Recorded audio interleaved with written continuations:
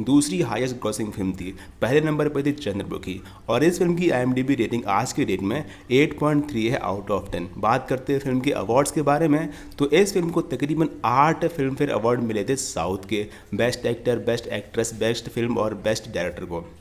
अब बात करते हैं फिल्म से जुड़ी कुछ अनसुनी बातें यानी अननोन फैक्ट। इस फिल्म को हिंदी में डब करके रिलीज किया गया था थिएटर में 19 मई 2006 को, लेकिन ये फिल्म हिंदी डब होकर थिएटर में फ्लॉप साबित थी।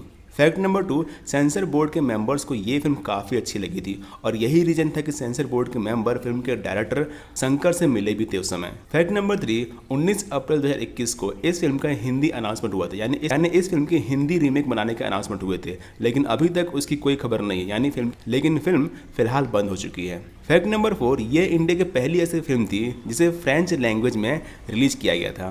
फैक्ट नंबर 5, ये शंकर की पहली ऐसी फिल्म थी जिसमें AR रहमान ने म्यूजिक नहीं दिया था। हालांकि उनकी